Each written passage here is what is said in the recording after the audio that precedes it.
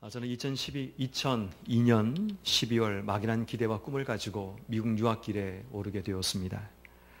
영어 준비도 되어 있지 않고 재정적인 준비도 잘 되어 있지 않았습니다. 목사였지만 어떻게 보면 사람을 철저하게 의지했던 그런 목사였음을 고백합니다. 왜냐하면 한국에서 누군가 돈을 보내주지 않으면 저희 세 식구는 미국 생활 가운데 살아갈 수가 없었기 때문입니다. 영어도 부족하고 아직 아무것도 알지 못하는 그런 가운데 한국에서 보내는 돈이 없으면 저희들은 그 미국 생활 가운데 살아갈 수가 없는 환경이었습니다. 그래서 어떻게 보면 누구보다도 더 사람을 붙들고 사람을 의지하며 살아갔던 삶이었습니다. 그런데 하나님께서는 저희들이 붙들고 있는 줄들을 하나씩 끊어버리시기 시작합니다. 그리고 하나님이 내려놓으라고 말씀을 하십니다. 그리고 난 뒤에 하나님께서 생각지 못한 방법으로 저희 가정을 채우시고 인도하는 것을 저희들이 경험하게 되었습니다. 제가 미국 생활 가운데 파트타임으로 교회를 섬기고 있었습니다.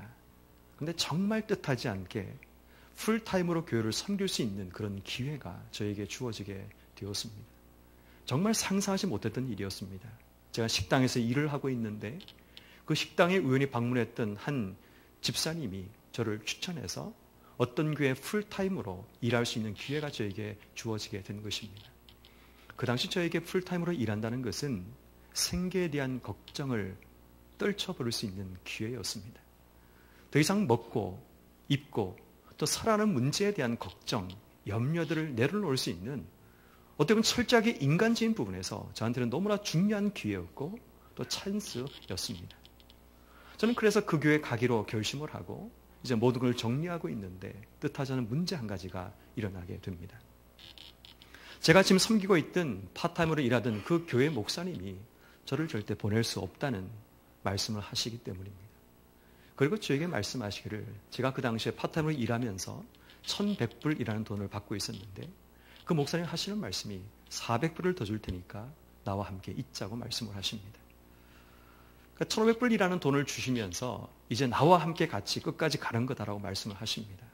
그렇지만 제가 이미 약속이 되어 있고 또 그 1,500불을 가지고는 미국 생활을 할 수가 없습니다. 집값만 1,100불을 내야 되고 400불을 가지고 사는 것이 불가능하기 때문에 죄송하다고 안 된다고 말씀을 드렸더니 이번에는 그 목사님이 저에게 말씀하시기를 그러면 주중에 일할 수 있는 직장을 내가 알아봐 줄 테니까 나와 함께 있자고 말씀을 하십니다. 그래도 먼저 신뢰가 우선이고 그분과 약속한 것이 있으니까 그럴 수 없다고 말씀을 드렸더니 이분이 이제 저를 협박하기를 시작하십니다. 만약 이 목사가 그 교회로 가게 되면 이민사회 가운데 발을 못 붙이도록 내가 손을 쓰겠다고 그렇게 저에게 말씀을 하십니다. 저로서는 굉장히 고민이었습니다. 만약 그 교회에 남아있는 것은 돈 400불을 더 얻기 위해서 남아있는 그런 꼴이 되어버리고 만약 가게 되면 이민생활 30년 하신 목사님이 그 사회를 흔들어버리면 저는 그 사회 속에 있을 수가 없습니다. 이러지도 못하고 저러지도 못하는 상황 가운데 하나님께 기도하기 시작했습니다. 그때 하나님이 저에게 내려놓으라고 말씀하십니다. 기도하는 가운데 생계가 막막했지만 하나님 말씀에 순종하며 두 교회 모두의 사표를 내었습니다. 이미 파트타임 섬기는 교회에는 목사님 죄송합니다. 제가 돈을 더 받기 위해서 이 교회에 있는 것은 제 양심이 허락되지 않습니다. 라고 사표를 던졌습니다. 이미 가기로 약속했던 그 교회는 전화를 해서 목사님 죄송합니다. 상황이 이렇게 되어서 목사님과 함께 사역할 수 없겠습니다. 죄송합니다. 라고 그렇게 인사를 드리고 이제 모든 상황을 다 정리하고 말았습니다. 그 다음날 새벽에 제가 파트타임을 섬기던 교회 목사님이 전화가 긴급하게 옵니다. 목사님 가십시오. 라고 얘기를 하십니다. 그래서 아니 목사님 왜 갑자기 마음이 바뀌셨습니까? 라고 질문을 드렸더니 하나님께서 밤새도록 이 목사님을 괴롭히셨다고 이분이 말씀을 하십니다. 내가 잠을 잘 수가 없게끔 하나님이 계속 마음속에 고통과 아픔을 주시면서 이 목사를 보내는 것이 하나님 뜻이라는 사실을 계속 저에게 말씀을 하셨습니다. 라고 이야기를 하셨습니다. 그래서 그분이 저를 축복해 주시고 저를 보내주셔서 남았던 미국 생활 2년을 그 교회에서 기쁨으로 섬길 수가 있었고 파트타임 섬기던 그 교회 목사님과도 계속적으로 한국에 온 이후에도 계속 연락을 하고 또 우편을 목사님께서 보내주시고 저를 격려해 주시고 또 저희 문제에 대해서도 늘 기도해 주셨던 그런 분이 그 파타임 교회 목사님이셨습니다.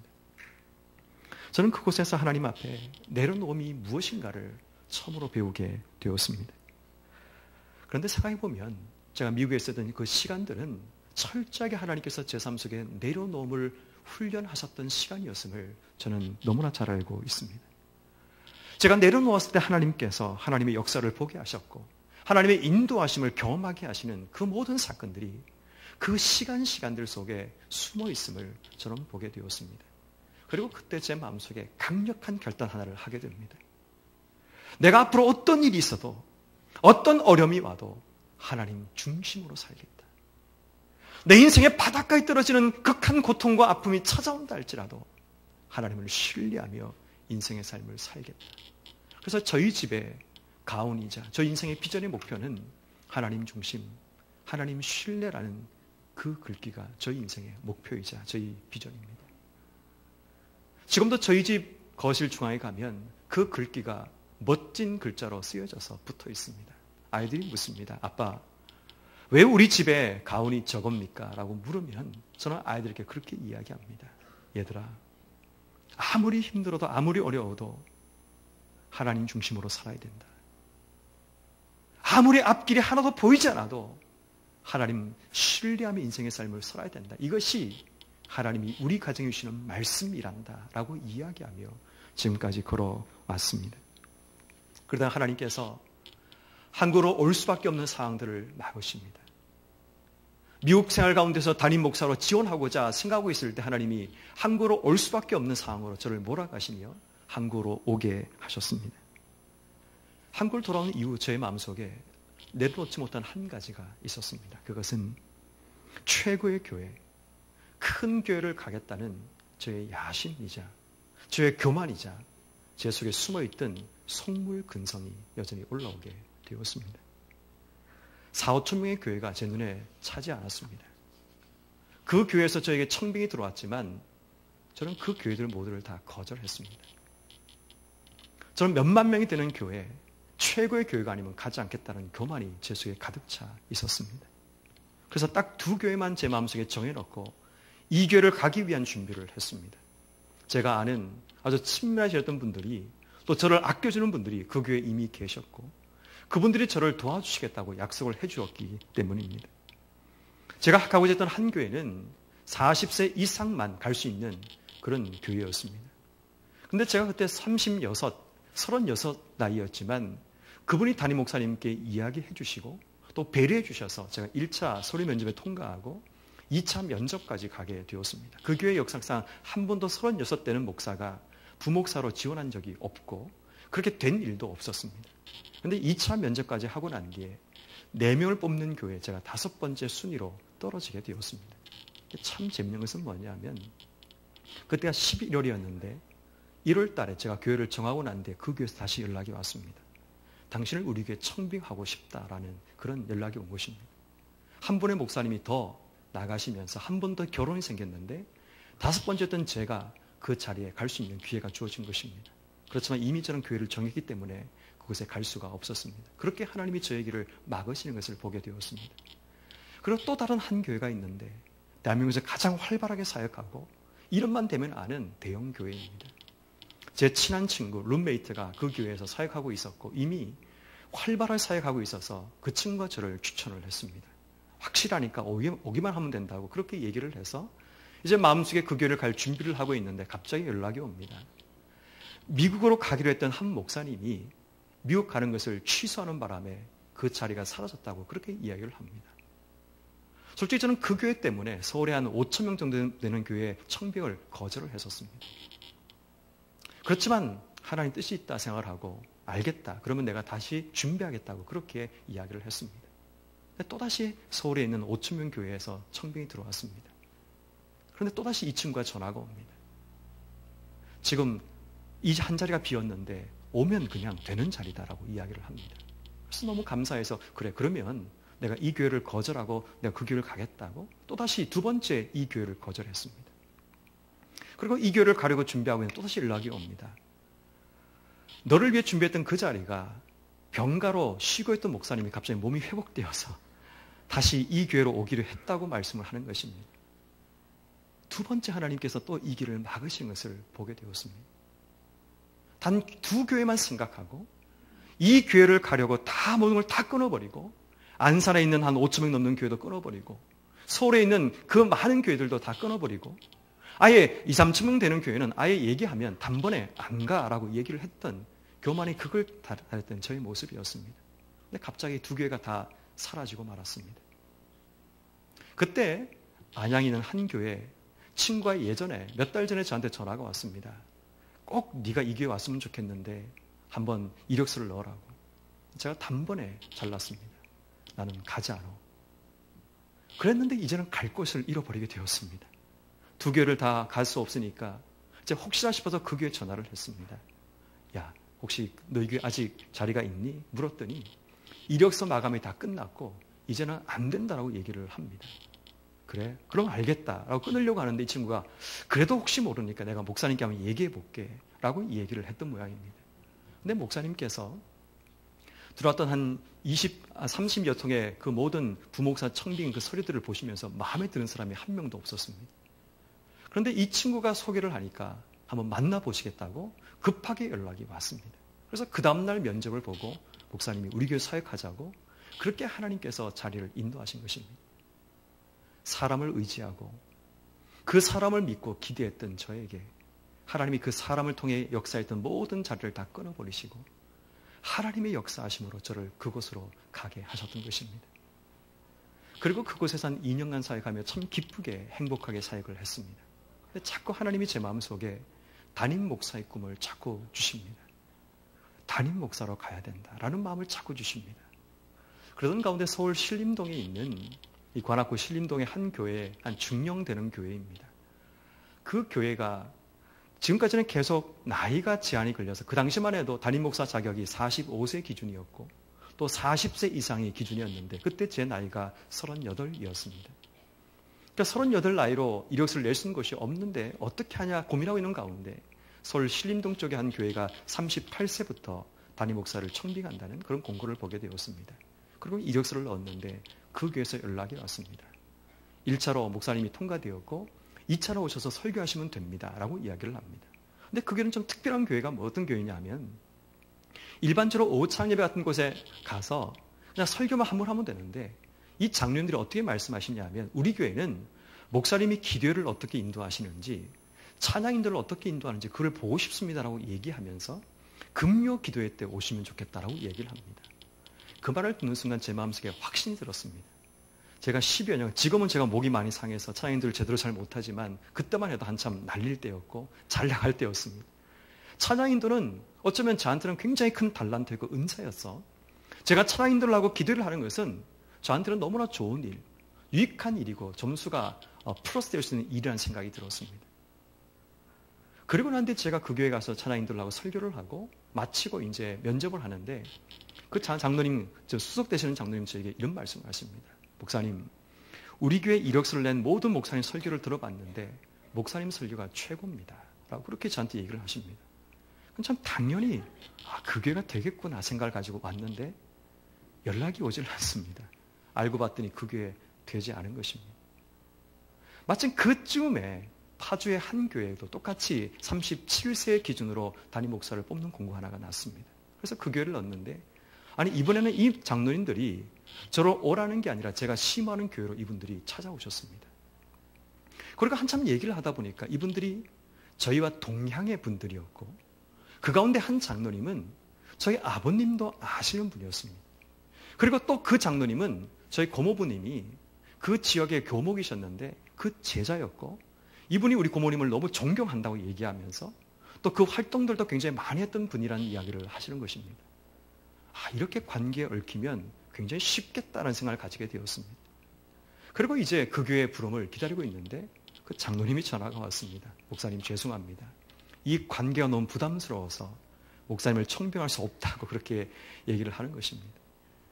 너무나 큰 기대감을 가지고 될 듯 그렇게 기대하고 있었는데 모든 관계가 다 끊어지고 그 교회 청빙을 받지 못하다 제 마음속에 굉장히 큰 좌절과 실망이 생기게 되었습니다. 그러다가 우연히 신문을 보는 가운데 동산교회라는 교회에서 한 공고가 올라왔습니다. 며칠 전에 올라온 공고를 보고 저는 그냥 던져버렸습니다. 왜냐하면 개척교회다라는 그것을 보고 저는 아버님이 개척교회 목회를 하셨습니다. 기성교회 목회를 하시다가 어떤 어려운 상황이 부딪혀서 개척교회를 하시게 되었는데 굉장히 목사의 아들로 큰 고생을 많이 했습니다. 개척교회를 하려고 건물을 창고를 빌려서 들어갔더니 그 지역 사람들이 우리 지역은 교회가 들어올 수 없다고 똥물 바가지를 가져와서 교회에다 뿌려버리는 일까지 보면서 정말 어린 제 가슴 속에 너무 큰 상처를 받아서 제 마음속에 결심한 게 절대로 나는 개척교회를 가지 않는다는 결심을 했었습니다. 누가 물어도 나는 개척교회는 절대 안 간다라고 호언장담했던 저에게 두 교회에서 패배를 느끼고 난 뒤에 이제는 어디라도 가야 되겠다는 마음이 제 마음속에 생기게 되었습니다. 근데 마침 보니까 교회 건물이 있고 분당에 교회가 있다는 것을 보게 된 것입니다.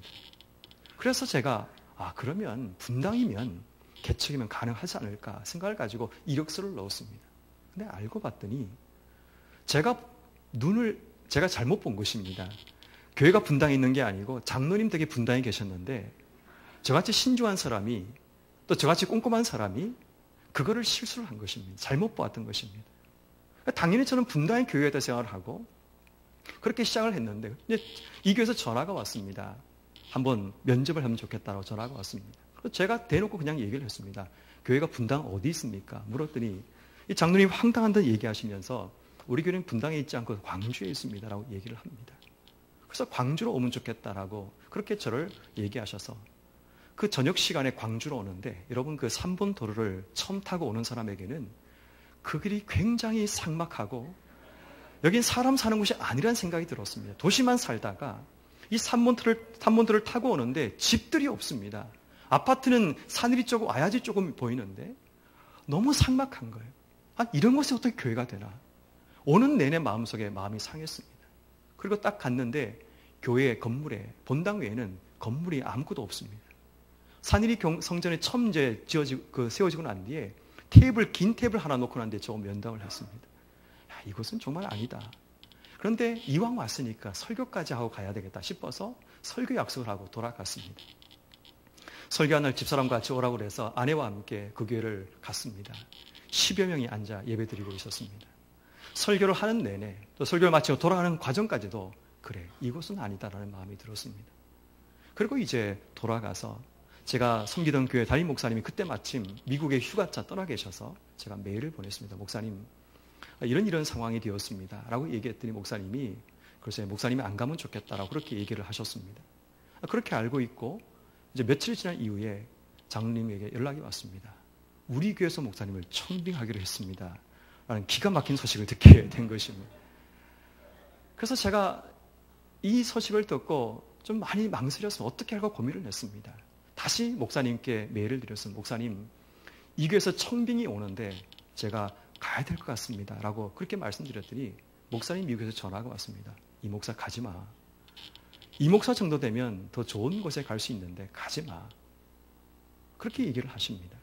그리고 이 교회 설교한 이후부터 집사람이 그때부터 말을 하지 않습니다. 3, 4일간 말을 하지 않습니다. 교회에 대한 얘기를 물을 수가 없는 상황이었습니다. 그리고 며칠 뒤에 저에게 이렇게 말합니다. 여보 나는 준비가 되어 있지 않아서 거기 못 갈 것 같으니까 그렇게 기도하면서 나가면 좋겠다라고 얘기를 합니다. 이제 제 마음속에 몇 가지 확신들이 생긴 것입니다. 제가 섬기던 교회 목사님이 가지 말라 그러시고 제 아내도 가지 말라고 하고 이제 저는 명분이 제 속에 주어졌습니다. 저는 그래도 목사인지라 고민이 되었습니다. 하나님께서 주신 첫 번째 부름인데 가지 않는 것이 굉장히 마음속에 걸림이 되어서 가야 될까 말아야 될까 고민하는 가운데 선배 목사님도 가지 말라 그러고 제 친구들 모두도 가지 말라 그러고 아내마저 가지 않으면 좋겠다고 얘기하니까 이제 확신이 와서 장로님들에게 전화를 드렸습니다. 장로님 죄송합니다. 저는 이 교회 가지 못할 것 같습니다 라고 얘기를 했습니다. 처음에 몇 번 권면하시더니 장로님들이 그냥 알겠다고 끊으시는 겁니다. 그래서 저는 이제 끝났구나 싶었습니다. 근데 그 주 토요일 날 전화가 왔습니다. 내일 잠시 목사님 뵈러 갈 테니까 뵐 수 있겠느냐고 그렇게 얘기를 합니다. 아니 목사님, 장로님 제가 안 가기로 결정을 했습니다 라고 말씀을 드렸습니다. 아는데 잠시 한번 얼굴을 뵙고 싶다고 그렇게 얘기를 합니다. 그래서 이제 주일날 예배를 마치고 이제 오신 그를 제가 찬양 인도하면서 보았습니다. 그래서 마치고 가려고 하는데 마침 그때 교육자 회의가 있게 되었습니다. 그래서 집사람한테 얘기를 했습니다. 당신이 장로님들 얼굴을 아니까 한 30분만 먼저 얘기하고 있으라. 그럼 내가 그 뒤에 가겠다고 그렇게 얘기를 했습니다. 그 30분 사이에 집사람이 장로님과 대화하는 가운데 마음이 녹아지고 말았습니다. 그리고 장로님은 떠나가신 이후에 돌아오는 길에 저에게 이렇게 얘기합니다. 하나님께서 우리를 그곳에 보내시는 것 같다라고 이야기하면서 기도하면서 갔으면 좋겠다라고 그렇게 얘기를 합니다. 분명히 저는 안 가겠다고 확신이 왔었고 저 개인적으로 볼 때도 안 가는 것이 낫겠다는 생각이 들었는데 철저하게 안 가겠다고 단호했던 집사람이 가겠다 그러는데 목사인 제가 못 가겠다고 얘기하는 것이 너무 부끄러운 것이었습니다. 그래서 기도하는 가운데 하나님이 또다시 저에게 내려놓으라고 말씀하십니다. 그때 제일 처음에 제가 이곳에 올 때 이런 마음으로 왔습니다. 내 인생의 첫 번째 시작, 내 인생의 만물을 하나님께 드리자, 내 인생의 11조를 하나님께 드린다는 마음을 가지고 내가 이곳에 오자. 그래서 왔을 때, 그래서 2008년도 8월 20일 날 제가 이 교회에 부임하게 되었습니다. 왔더니 여전히 10여 명 정도 모이는 교회, 그 교회, 재정 자립도 되지 않는 교회, 제가 여기서 무엇을 할 수 있을까라는 고민이 제 마음속에 생겼습니다. 물론 미국에 있을 때는 작은 교회도 섬긴 적이 있지만 저는 제가 목회하면서 한 번도 2,000명 미만 교회를 섬겨본 적이 없습니다. 2,000명, 3,000명, 10,000명 이상 되는 그런 교회들을 섬기다가 갑자기 10여 명 앉은 교회를 보고 제가 맡은 교구만 해도 500세대, 거의 1,000명이 되는 교구를 맡아서 인도를 했었는데 10여 명, 20명 되는 교회에서 제가 설교한다는 것이 굉장히 낯설고 힘들었습니다. 매일마다 그때 제가 드린 기도는 하나님 왜 저를 여기 보내셨습니까? 라는 기도였습니다. 그 기도를 1년 정도를 한 것 같습니다. 하나님 오라고 해서 내가 오기는 왔지만 왜 하나님 나를 이곳에 보내셨습니까? 왜 제 인생의 젊음을 이곳에서 허비하게 하십니까? 라는 마음이 자꾸만 제 마음속에 들었습니다. 기쁨도 없었습니다. 감사도 없었습니다. 그런데 신기한 일들이 벌어집니다. 제가 2008년도 8월 달에 이 교회에 부임했는데 그 12월쯤 되니까 교인이 50명으로 성장하기 시작합니다. 2009년 12월이 되니까 출석 교인이 100명으로 성장합니다. 2010년에는 150명으로 성장합니다. 매년마다 하나님이 급속도의 성장, 이 지역에서는 놀라운 성장을 하나님이 저에게 허락하십니다. 그럼에도 불구하고 제 마음속에 기쁨이 생기지 않습니다. 그런데 2009년 11월쯤에 목적 이끌한 40일 특별 새벽기도회를 교회에서 진행하게 되었습니다. 그리고 첫 번째 날 그 설교의 내용이 삶의 목적에 대한 설교를 하게 되었습니다. 그리고 제가 하나님께 또다시 하나님께 묻습니다. 하나님, 저를 왜 이곳에 보내셨습니까? 제 친구들은 지금 잘 나가고 있는데 왜 저만 이곳에 보내셨습니까? 라고 하나님께 기도하기 시작했습니다. 그런데 그때 1년 이상 동안 침묵했던 그 하나님이 저의 마음속에 강력하게 말씀을 주셨습니다. 지금 이 지역에는 목자 없이 유리하는 너무나 많은 양들이 있어서 그것 때문에 너를 이곳에 보낸 거란다. 내가 그들을 위해 좋은 목자, 좋은 목사가 되어주어라 라는 말씀이 하나님이 저에게 강력하게 제 마음속에 심어주셨습니다. 좋은 목사, 좋은 목자. 그때 이후부터 제 마음속에 제 인생의 비전은 제가 이 교회를 섬기는 동안 제게 주신 사명은 좋은 목사, 좋은 목자가 되는 것입니다. 다시 말해 좋은 목사, 좋은 목자가 됨을 통해 좋은 교회를 만들어가는 것이 저의 사명이라는 사실을 저는 보게 되었습니다. 그리고 교회를 돌아봤습니다. 그랬더니 우리 교회에 모인 모든 분들이 이미 다니던 교회에서 상처받고 깨어지고 찢긴 분들이 우리 교회에 아둘람 굴처럼 모이기 시작했습니다. 상처받고 깨어지고 주의 종에게 상처받고 깨어진 심령들이 모여 있었습니다. 아, 하나님이 이것 때문에 나를 이곳에 보내셨구나. 이들에게 정말 좋은 목사 한번 만날 수 있는 은혜를 이들에게 줄 수 있도록 하나님 나를 세우기를 원하시는구나. 지난 5년 4개월 동안 6년의 기간은 어쩌면 제 스스로가 좋은 목사가 되기 위해서 속물 목사로 살았던 제가 좋은 목사가 되기 위해서 몸부림치며 달려왔던 시간이었다고 생각을 합니다. 그러나 오늘 본문에 나오는 이 사도 바울의 고백을 읽으면 참 많이 부끄러운 마음이 제 마음속에 생겨나게 됩니다. 오늘 본문 24절에 보면 사도 바울이 이렇게 고백합니다. 내가 달려갈 길과 주 예수께 받은 사명 곧 하나님의 은혜 복음을 증언하는 일을 마치려 하면은 나의 생명조차 조금도 귀한 것으로 여기지 아니하노라. 사도 바울은 하나님 주신 사명 때문에 모든 것을 다 내려놓은 사람이었습니다. 심지어 자신의 생명조차도 하나님 앞에 내려놓은 사람이 사도 바울이라는 사람이었습니다. 지난 6년간의 모습을 돌아보면 하나님의 사명이 주어졌지만 저는 하나님께 완전히 내려놓지 못했던 모습을 발견하게 됩니다. 내려놓지 못했기 때문에 어쩌면 많이 부족함도 있었고, 내려놓지 못했기 때문에 어쩌면 성도님들께 상처를 주고 아픔을 주었던 적도 있었던 것 같습니다. 솔직히 2011년 교회 건축을 시작하면서 제 마음속에 많은 꿈이 생겨났고 또 더 큰 하나님의 계획에 대한 기대감이 제 마음속에 생겨나게 되었습니다. 교회가 조금씩 형체를 이루고 세워져 가는 가운데 제 마음속에 기쁨보다는 염려가, 소망보다는 근심이 더 많아지기 시작했습니다. 빠르게 성장했던 교회가 교회 건축과 함께 정체를 가져오게 되었고, 이 교회를 나오면서 사람들이 너무 행복하다고 말했던 그분들과 또 이 교회에서 말씀을 들으면 하나님의 생수가 내 속에 주어진다고 말했던 성도들의 얼굴 속에 자꾸만 근심과 어둠들이 보이는 것을 보게 되었던 것입니다. 더 중요한 것은 교회가 지어져 가는데 목사인 제 마음에서 기쁨보다는, 감사보다는 자꾸만 염려와 근심이 자꾸만 제 마음속에 생겨나게 되었습니다.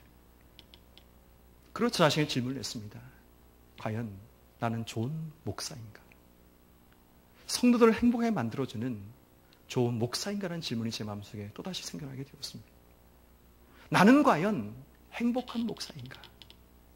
나는 이 교회에서 목회하면 정말 행복해하고 기뻐하는 목사인가? 아니면 자리를 지키는 이 교회를 내 밥줄로 생각하는 목사인가라는 질문이 또다시 제 마음속에 생겨나게 되었습니다. 이제는 속물과는 조금 다른 제 역할에 대한 부분의 고민이 시작된 것입니다. 2012년 연말당에 한 해 중요한 결정을 하는 연말당의 시간이 되었습니다. 그때 제가 장로님들에게 이렇게 말씀을 드렸습니다.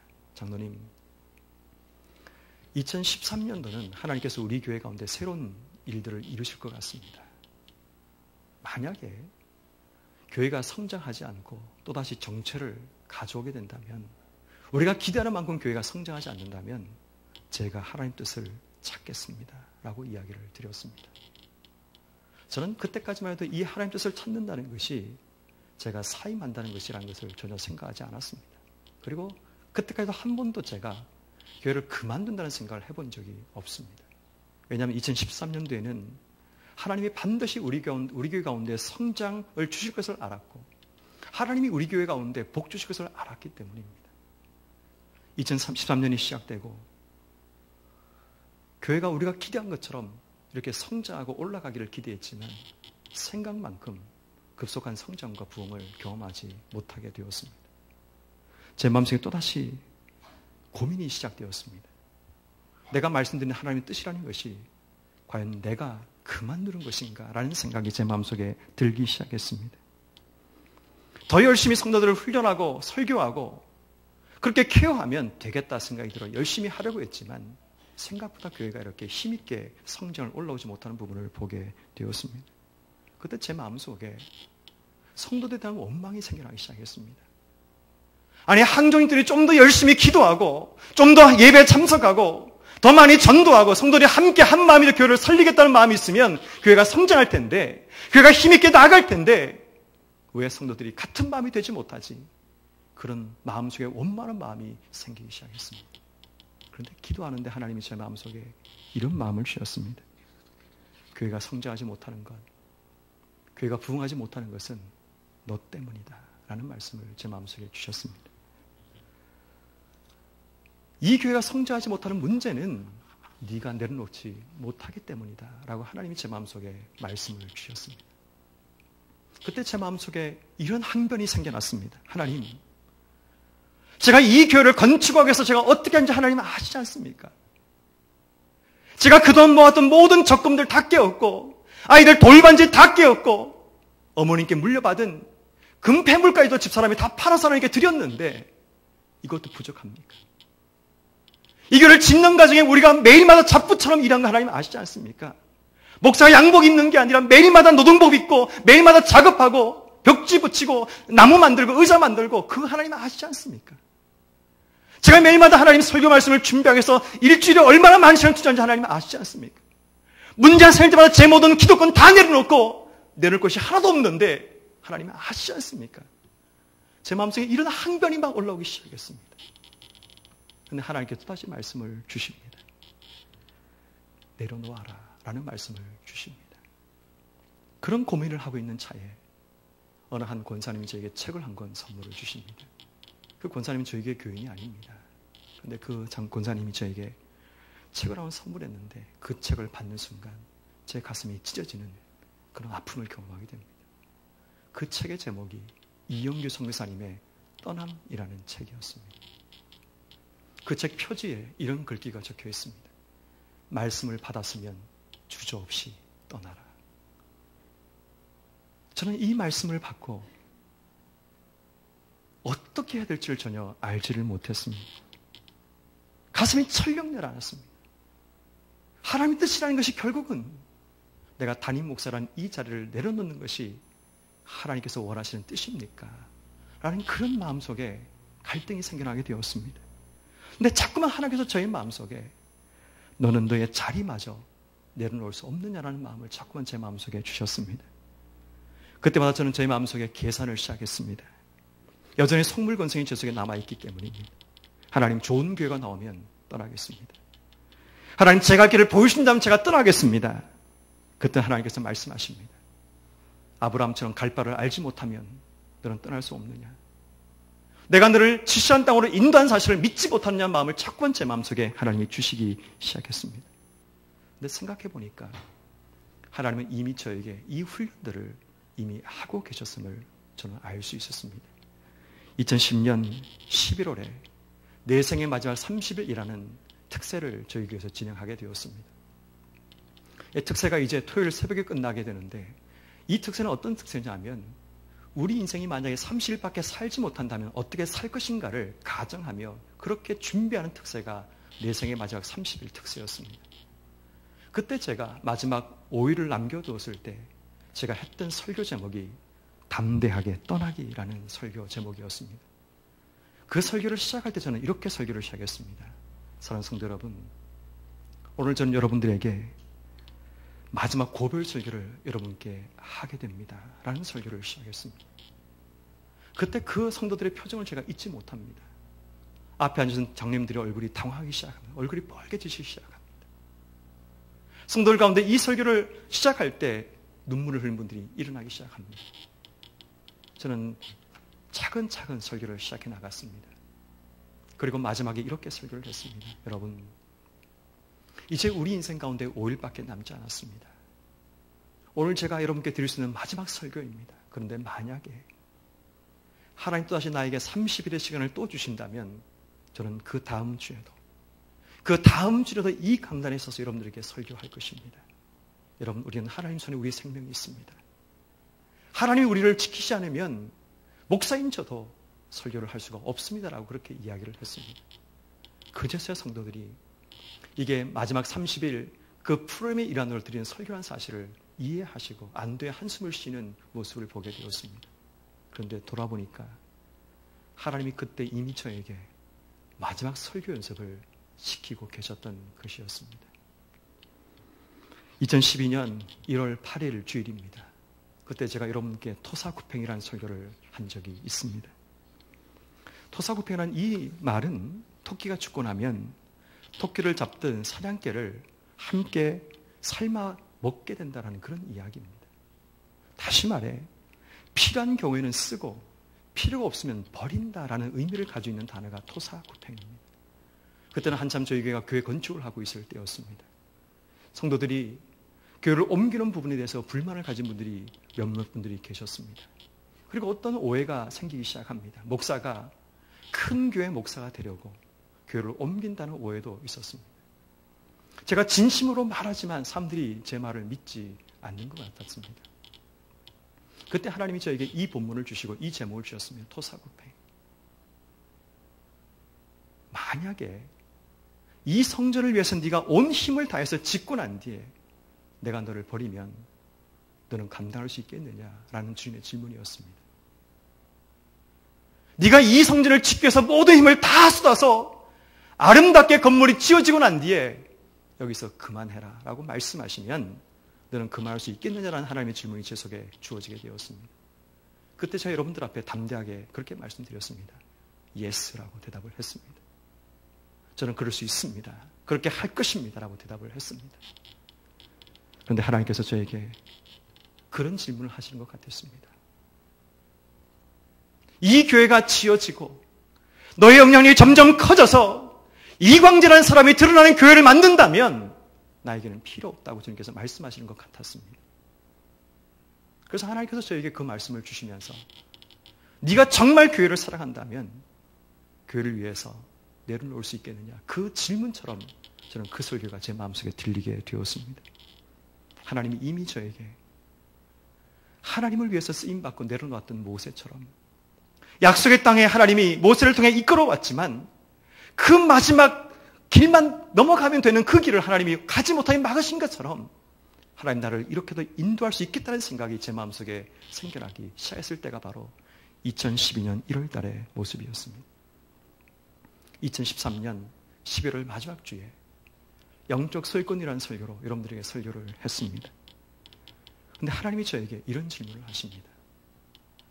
네가 영적인 소유권을 가지고 있다면 왜 이 우물에 집착하느냐라는 질문이었습니다. 하나님 말씀을 묵상하고 주말묵을 하는데 그 질문이 제 마음속에 들었습니다. 네가 정말 하나님께서 주신 영적인 소유권을 가지고 있다고 믿는다면 왜 이 우물에 집착하느냐라고 말씀하시면서 내려놓으라고 또다시 저에게 그런 마음을 주셨습니다.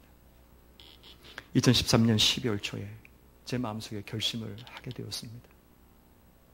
근데 한 가지 결심을 더 하나님이 주게 하십니다. 그것은 이왕 떠날 거면 임재를 정하지 말고 떠나라는 그런 마음이었습니다. 왜냐하면 목사가 임재를 정해서 더 좋은 교회, 더 큰 교회로 떠나가게 되면 남아있는 성도들이 얼마나 상처를 받겠느냐라는 말씀이었습니다.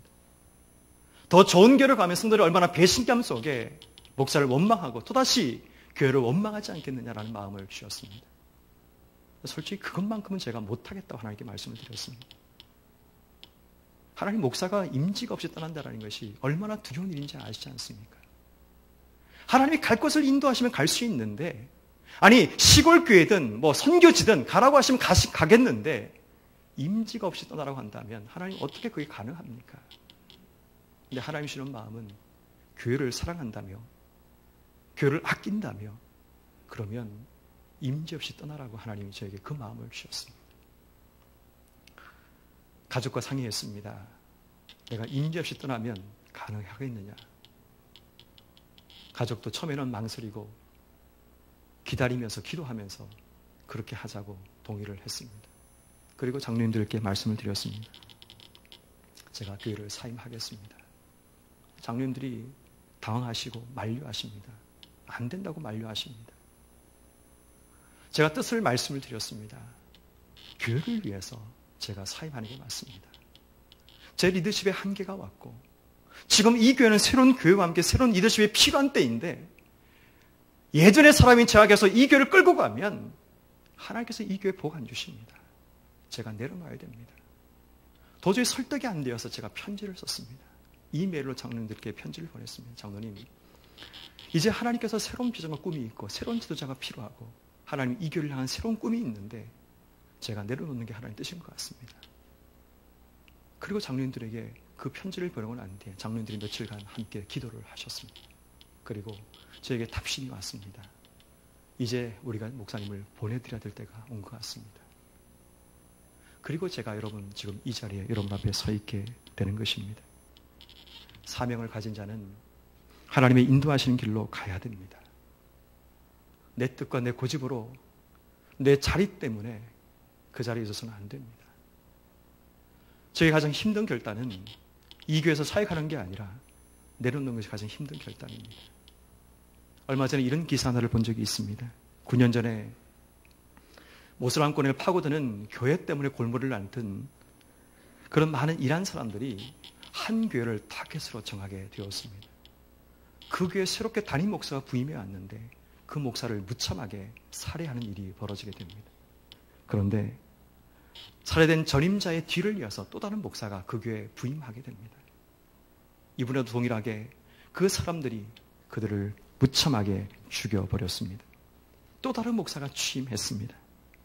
또다시 잔인하게 그들이 죽어나갔습니다. 그 자리는 죽는 자리였습니다.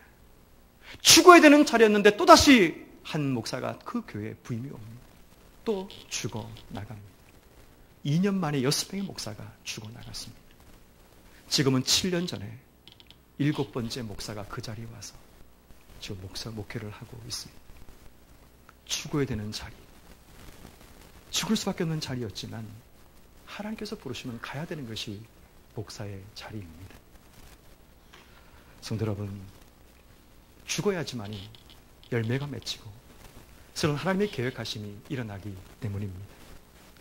저는 부끄럽게도 사도 바울처럼 하나님을 위해서 죽기 위해서 내려놓는 것이 아닙니다. 앞서 말씀 6명의 목사님들처럼 죽을 줄 알면서 그 자리에 가는 것이 아닙니다. 저는 지금 하나님의 새로운 계획하심을 기대하며 내려놓는 것입니다. 하나님의 교회를 위해서도 저를 위해서도 하나님의 새로운 계획이 있음을 보았기에 저는 내려놓게 되는 것입니다. 성도 여러분, 떠나가는 목사가 여러분께 마지막 권면의 말씀을 드리고자 합니다. 여러분, 이 세 가지를 꼭 마음속에 새기시고 여러분 남은 인생의 삶을 살아가셨으면 좋겠습니다. 첫 번째는 교회를 보살펴 나가십시오. 오늘 보면 28절에 사도 바울이 에베소 장로들에게 이렇게 부탁을 합니다. 여러분은 자기를 위하여 또 온 양떼를 위하여 삼가라. 성령이 그들 가운데 여러분을 감독자로 삼고 하나님이 자기 피로 사신 교회를 보살피게 하셨느니라. 이것은 장로들에게만 부탁하는 것이 아닙니다. 우리에게 장로님들에게 부탁하는 것이 아니라 여러분 모두에게 부탁하는 하나님 말씀입니다. 여러분들을 교회 감독자로 삼으시고 하나님 말씀하시기를 피로 사신 하나님의 교회를 보살피라는 것입니다. 이 교회는 사람의 교회가 아닌 하나님의 교회이니까 여러분들이 이 교회를 보살피고 목숨을 다해 이 교회를 섬기라는 것이 하나님의 부탁의 말씀입니다. 왜냐하면 그 다음 절에 나오는 29절 말씀을 보십시오. 내가 떠난 이후에 사나운 이리가 들어올 수 있다라고 주님 말씀하고 계십니다. 사나운 이리는 흔들리는 교회, 중심을 잡지 못하는 교회에 덤벼들어서 교회를 넘어뜨릴 수 있기 때문입니다. 떠나는 목사님을 드리는 마지막 권면의 말씀입니다. 교회를 사랑하십시오. 교회를 보살펴 주십시오. 그래야지 교회가 사나운 이리 때 사탄이 틈타지 못하고 다시 중심을 잡아 나갈 수 있습니다. 두 번째는 하나님만 섬기십시오. 오늘 보면 30절 말씀을 보십시오. 또한 여러분 중에는 제자들을 끌어 자기를 따르게 하려고 어그러진 말을 하는 사람들이 일어날 줄을 내가 아노라 라고 말합니다. 목자가 없으면 수많은 사람이 일어서 나를 따르라고 한다는 일들이 일어난다는 것입니다. 여러분, 사람들이 자기 자신의 제자를 만들려고 한다는 것입니다. 여러분, 목사의 제자가 되지 마십시오. 사람의 제자가 되지 마십시오. 하나님의 제자가 되십시오. 예수님의 제자가 되십시오. 예수님 외에는 섬기지 마십시오. 사람을 경배하지 마십시오. 어쩌면 하나님이 저에게 그것을 말씀하시는 것 같습니다. 제가 지난 6년 동안 어쩌면 예수님보다 제가 더 드러나게 보였던 것도 사실인 것 같습니다. 하나님이 그것을 원하지 않으시는 것 같습니다. 하나님만 섬기고 하나님만 따르는 제자들이 이 교회 가운데 가득하기를 원하시지, 목사의 제자가 되기를, 목사를 따르는 자들이 많아지기를 하나님이 원하시고 있지 않다는 사실을 하나님이 분명히 우리에게 말씀하고 있습니다. 그래서 여러분, 하나님만 섬기십시오. 마지막 세 번째는 하나님 말씀만 붙들고 살아가십시오. 오늘 보면 32절에 그 말씀이 여러분들을 능히 든든히 세우고 거룩하게 하게 하심을 입은 모든 자 가운데 기업이 있게 하신다고 말씀하십니다. 우린 계속 주말목을 해왔습니다. 하나님 말씀대로 사는 법을 훈련해서 왔습니다. 그리하지만 여러분, 우리가 든든히 설 수 있고 이 땅 속에 하나님의 기업을 누린 자가 될 수 있기에 여러분, 하나님 말씀만 붙들고 살아가십시오.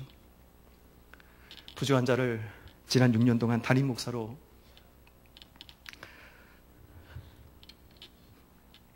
섬기신 모든 분들께 감사를 드리고, 우리 장로님, 우리 권사님, 집사님, 성도 여러분, 그동안 감사했습니다. 하나님의 축복과 하나님의 은혜가 여러분과 여러분이 섬기는 이 동산교회 위에 가득하시기를 주님의 이름으로 축원합니다. 이제 하나님 앞에 같이 한번 찬양하십시다. 주님 말씀하시면 내가 나아가리라.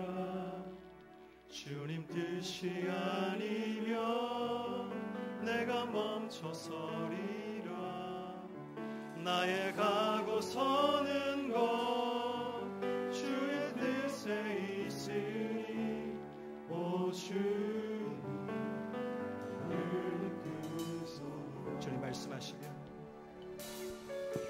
주님 말씀하시면 내가 나아가리라. 나의 뜻이 아니면 내가 멈춰서리라. 나의 가고 서는 것 주님 뜻에 있으니 오 주님 뜻하신 그곳에 뜻하신 그곳에 날 있기 원합니다. 이끄시는 대로 순종하며 살리리. 떠나지 않는 영혼 속하여 일하소서. 주님 나라와 그 뜻을 위하여 뜻하신 그곳에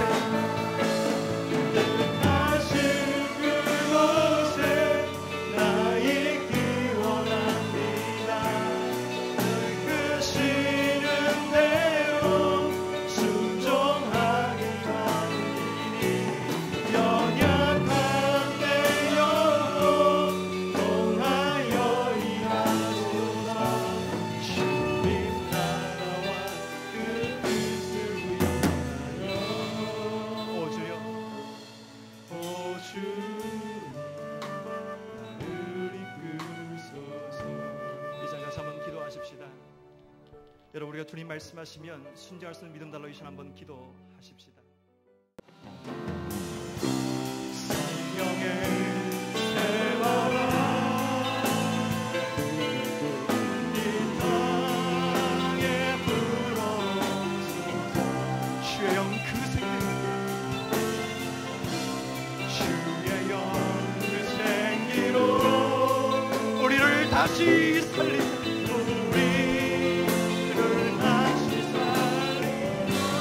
땅에 하나님 영광 거하는 땅에 하나님 영광 거하는 그런 교회가 되게 하소서. 교회가 되게 하소서.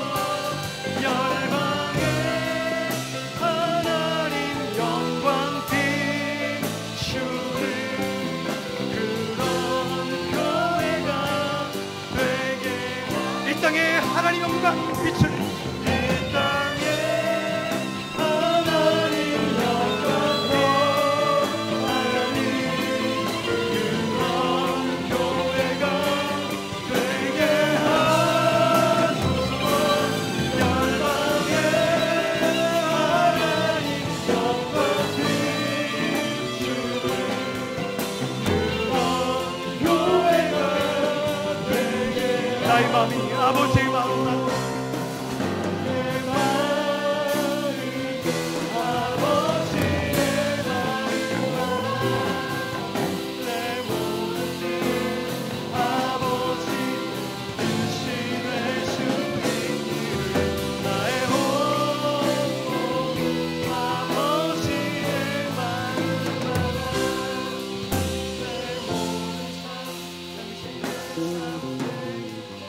모두 일어나서 아버지 당신의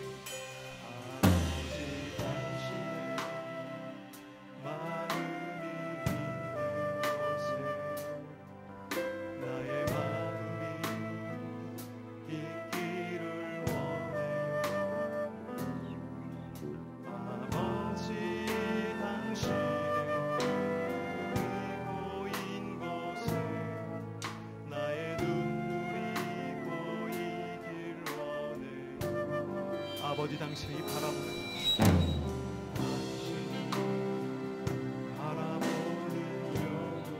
나의 두 눈 향하리라. 아버지 당신이 바라보는 아버지 당신이 울고 있는 어둠 나의 두 발이 향하길 원해. 나의 마음이 아버지의 마음 말아